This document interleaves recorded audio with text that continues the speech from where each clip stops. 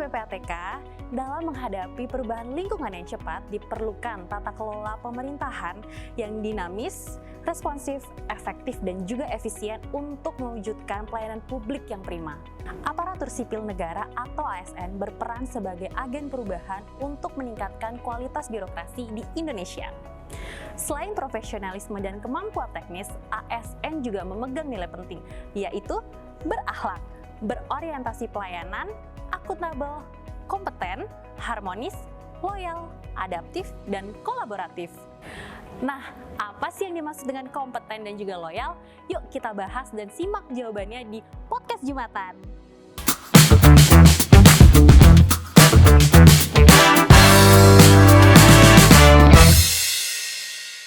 Halo Sobat PPATK, jumpa lagi di Jumatan, Jumpa PPATK Pekanan. Bersama saya M. Natsir Konga. Kali ini kita akan bahas sesuatu yang menarik ya, di podcast yang penuh inspiratif dalam mencegah dan memberantas tindak pidana pencucian uang dan pendanaan terorisme. Sobat PPATK, ASN, aparatur sipil negara, salah satu fundamental dari jalannya birokrasi di Indonesia. Tugasnya tidak hanya sebagai administratif, tapi dia harus punya dan memiliki sifat-sifat loyal, kompeten, dan berakhlak. Nah, Sobat PPATK, sudah hadir di hadapan kita bersama Bapak Albert Hopiwonde. Beliau Kepala Biro SDM dan Ortala, yang akan memberikan banyak ya masukan buat kita tentang seperti apa sih sebenarnya ASN itu ya. Apa yang harus dilakukan. Nah, Pak Albert, ini Sobat PPATK ini mau tahu banyak nih bagaimana idealnya seorang ASN itu dia memiliki sikap yang loyal ya, kompeten, berakhlak. Apa sebenarnya loyal itu? Baik, Sobat PPATK, Bang View, terima kasih sudah diundang dalam acara Podcast Jumatan. Ya. Jumpa PPATK. Kalau kita lihat dan kita ketahui bahwa ada nilai-nilai dalam ASN yang harus dipunyai oleh seorang ASN. ASN itu terdiri dari PNS dan P3K. P3K ya. P3K, pegawai pemerintah dengan perjanjian kerja. Yang sekarang lagi rame nih Bang View nih. Ya, karena jadi nilai-nilai ini merupakan core value yang harus dimiliki oleh seorang aparatur sipil negara, karena dia adalah pelayan pemerintah, pelayan masyarakat, dan abdi negara. Jadi Bang View, berakhlak itu adalah core value yang harus dimiliki oleh ASN. Berakhlak itu pendekan dari berorientasi kepada pelayanan, karena kita adalah pelayan masyarakat. Terus akuntabel, kemudian kompeten, harmonis, loyal, adaptif, dan kolaboratif. Nah, tadi Bang View menanyakan, apa itu loyal? Ya. Nah, ini dalam ASN sendiri, loyal itu sebenarnya terkandung maksud adalah, pertama, memang sudah ada di sumpah. Ya. Disumpah, kalau ASN kan selalu disumpah. Jadi itu loyal kepada pemerintahan yang sah, loyal kepada Pancasila, loyal kepada Undang-Undang Dasar Negara Republik Indonesia. Kemudian ada urutannya lagi, loyal kepada atasan. Nah, inilah yang menimbulkan atau melahirkan integritas daripada seorang ASN. Mungkin itu yang dimaksudkan loyal. Nah, dalam prakteknya nih Pak Albert ya, loyal kepada atasan itu kadang-kadang beririsan dengan atau berbenturan dengan kepentingan publik nih. Artinya ada suatu ketika ASN itu dalam kondisi agak sulit memilih loyal kepada atasan sementara akan merugikan masyarakat banyak gitu. Ini bagaimana nih mengatasi situasi-situasi seperti ini sehingga definisi loyal tadi itu bisa berjalan secara baik gitu. Iya, terima kasih Bang Vio. Kalau sebenarnya atasan kita ini kan juga ASN, Iya. Bang Vio. Iya. Kalau dia sebenarnya loyalitas dan berintegritas sebagai ASN, tentunya dia tidak akan mengarahkan kita kepada pilihan itu. Yang agak berbenturan. Yang ada gitu ya. berbenturan Iya, itu agak bahaya seperti itu. Jadi sebenarnya loyal sama atasan itu terkandung maksud adalah dalam pelaksanaan tugasnya. Oke. Dalam pelaksanaan itu dia harus loyal kepada atasan. Karena kalau atasannya loyal juga terhadap yang di core value yang ada, tentunya itu tidak ada benturan. Iya, iya. Kira Yang begitu. penting antara bawahan dan atasan itu ya pengertian loyal itu sama-sama memahami. Betul. Bukan punya visi masing-masing ya. Iya, jangan sampai begitulah. Nah ini Pak Albert nih ya, di PPATK itu kan banyak ASN yang baru ya. Iya. Nah ini bagaimana cara agar mereka itu mampu menerapkan loyalitas, kompetensi, berakhlak gitu. Apa yang diterapkan dan apa yang harus ditanamkan kepada teman-teman ASN baru ini? Iya. Terima kasih.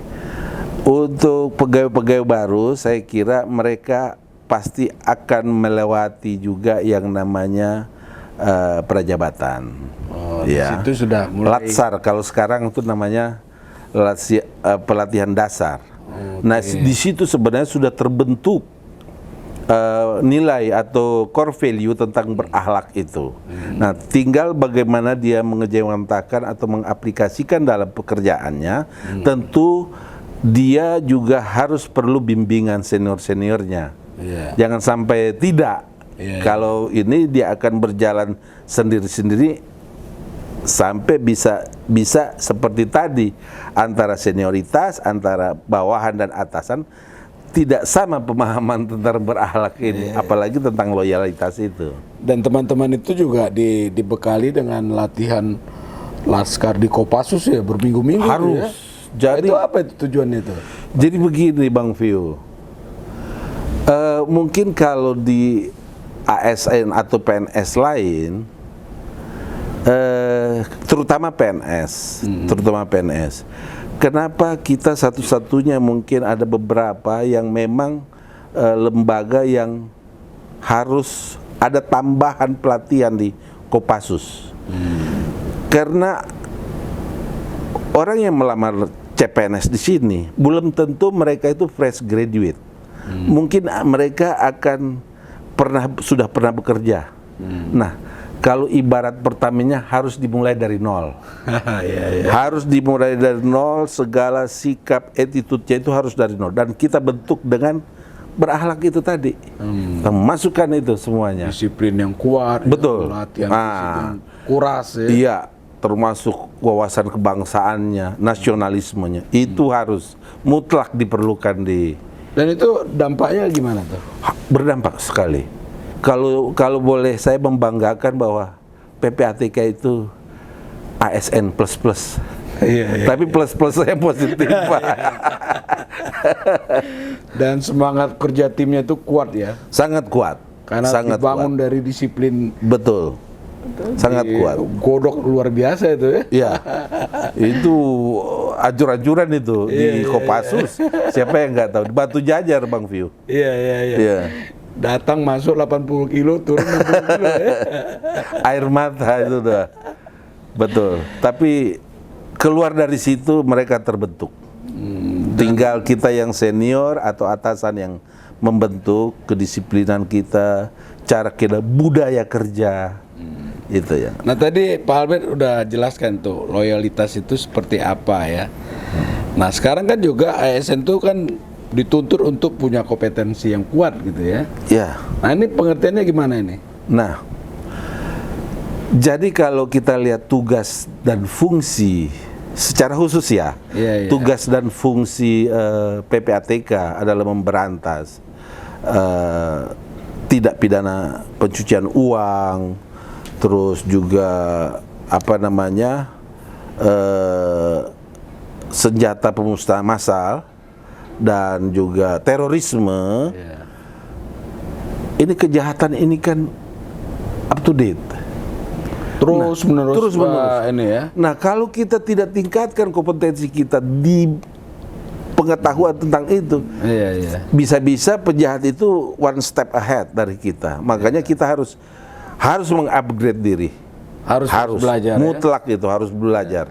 Apalagi di dunia anti pencucian uang ini itu luar biasa perkembangan dari sisi teknologi dari sisi kemampuan. Jadi betul tuh Pak Albert, harus kalau penjahat melakukan kemajuan satu langkah, kita harus 2 langkah. Dan harus lebih rajin belajar 3 kali lipat. Betul. Di sisi lain Bang Fis, saya tambahkan, itu kalau kita lihat tugas di PPATK sendiri sebagai analis transaksi keuangan lah di core value core ini kita. Tetapi di sisi lain pegawai wajib, karena kompetisi di depan ini makin ketat, Bang Fio. Jadi ya itu tadi, kita harus mempertahankan ASN plus di PPATK. Kita harus bangga untuk gitu. Sobat PPATK, Pak Albert Hupewandi ini baru saja menyelesaikan tugasnya sebagai PJ ya, pejabat Bupati Kepulauan Sangihe. Dan luar biasa ya, bagaimana ketika Pak Albert dilepas oleh masyarakat usai menjalankan tugasnya itu begitu euforia dan bersedihnya ya ketika Pak Albert pulang. Nah, dari apa ya Pak Albert ya yang Bapak terapkan selama ini di PPATK, bisa nggak itu ditularkan gitu ya? Artinya nilai tambah plus tadi itu yang dikembangkan di ASN PPATK untuk tadi ASN di Sangihe. Ada nggak yang bisa didistribusikan gitu ya, kebaikan yang ada? Yang terharu melepas kami itu justru yang tiap hari saya marahin, Pak. Iya. Itu. Karena dapat pengetahuan dan semangat baru ya. Iya, jadi pola kerja, budaya kerja itu tadi standar yang budaya kerja ya, standar yang ada di PPATK itu memang saya aplikasikan di sana. Iya. Nah ini untuk menerapkan berakhlak ini, Pak Albert ya. Tuntunannya sudah ada dari Menpan seperti itu ya. Iya pastinya. Ya, dan pastinya. Apalagi langkah-langkah yang perlu dilakukan di dalam memperkuat itu menjadi sebuah hal yang bisa diimplementasikan dan itu terukur, dapat juga dinilai bagaimana pelaksanaannya seperti itu. Ya, begini Bang Vio, sebenarnya bicara berakhlak yang 7 value tadi, itu kalau kita lihat dalam sistem penilaian kinerja saat ini, itu sudah ada, untuk menilai itu sudah ada. Oh, ada sebuah indikator segala macam ya? Iya, semua sudah ada. Nah, untuk upaya kita sebenarnya di PPATK ini, khususnya kami di Biro SDM Ortala ini tentunya harus melakukan integrasi dalam kebijakan dan sistem pengelolaan SDM. Contohnya umpamanya seperti proses evaluasi kinerja yang dilakukan di dalam pemberian penilaian SKP dalam aplikasi e-kinerja, karena penilaian sekarang sudah pakai e-kinerja.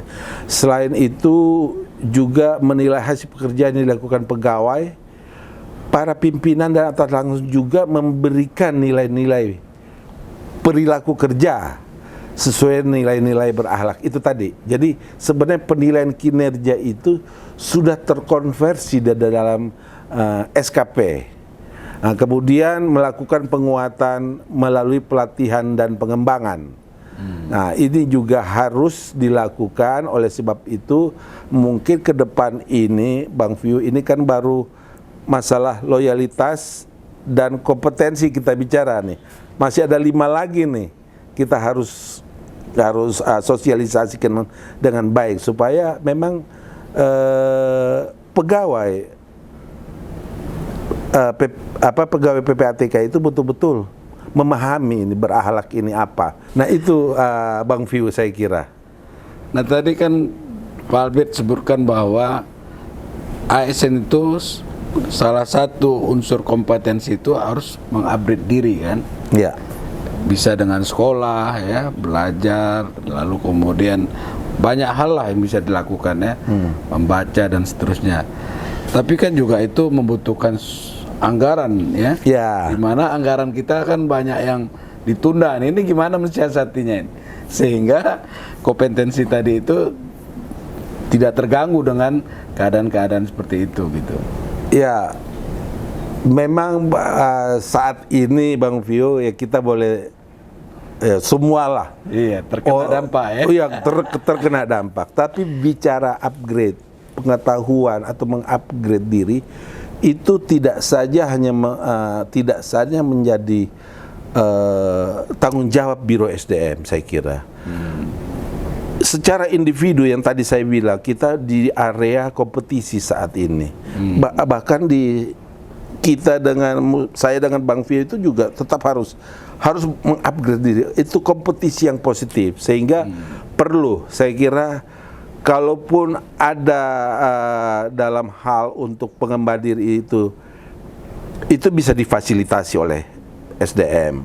Umpamanya secara internal dengan melakukan metode sharing knowledge. Kita teman-teman yang pulang dari sekolah itu kita harus kan mereka 7 bulan ke-7 kan sudah pindah ke SDM jadi sebagai pegawai kita. Sebelum mereka dikembalikan itu mereka harus sharing dulu apa yang mereka dapat. Jadi mereka sekolah di luar negeri 2 tahun misalnya. Iya. Pulang ditempatkan di SDM. Iya, persis. Dari SDM mereka harus menyebarkan pengetahuannya ke banyak. Sharing dulu apa yang mereka tahu, baru bisa kita distribusikan ke tempat di mana dibutuhkan atau kembali ke tempat asalnya dulu. Jadi kunci dari Pak Albert yang sampaikan tadi, stimulasi dilakukan oleh Biro SDM memang. Iya. Kan? Tapi keinginan kemauan masing-masing ASN itu yang lebih penting lagi. Harus. Dalam mengupgrade diri. Harus. Gitu. Harus Pak. Artinya nggak harus difasilitasi dia baru mengupgrade ya. Iya. Harus ada inisiatif diri ya. Betul. Kayak sekarang, ya kebetulan kita mempunyai pimpinan yang memang orang yang peduli terhadap kompetensi. Dan punya semangat yang kuat ya. Iya. Jadi sampai harus ke depan ini bahkan beliau mengatakan jangan sampai saya berhenti jadi kepala PPAT, kalian masih di situ-situ saja. Itu harus stimulus kita harus dapat pukulan tentang itu sehingga secara mandiri kita bertanggung jawab terhadap kompetensi atau upgrade terhadap. Dan selama beliau memimpin saya kira lonjakan keinginan dan teman-teman ASN itu bersekolah sangat tinggi ya. Iya. Betul. Saya sebelum beliau jadi kepala itu baru beberapa aja yang doktoris. Iya. Banyak ya. Kalau yang itu bisa Pak Albert sampaikan tuh ke Sobat PPATK. Bagaimana misalnya ASN di PPATK yang alumni udah sekolah ke luar negeri berapa gitu ya. Pemimpin kita itu ya Pak Dr. Ivan Yustiavandana itu memang saya appreciate. Dia pernah membuat statement, udah kalian keluar sana, sekolah keluar, kosong kantor, nggak ada masalah. Kosong pun nggak apa-apa. Nggak ada apa-apa. Pokoknya nggak ada orang di kantor. Pokoknya kalian harus upgrade diri. Harus sekolah. Harus sekolah. Begitu kuatnya semangatnya untuk mendorong ya ASN ya. Iya Bang Vio. Jadi saat ini kalau tidak salah itu data 2 tahun terakhir ini itu sudah sekitar 47 orang yang sekolah, ada yang sudah selesai, ada yang belum, dan itu terbagi, ada dokter, dan itu di luar negeri, ada juga di dalam negeri, ya, juga S2, ada sekitar 43 orang, itu dari komposisi tadi 47 itu 26 itu kuliahnya di luar negeri. Dan universitas-universitas ternama itu. Betul. Di Australia, di Belanda, di Inggris banyak, Rusia. Itu semuanya.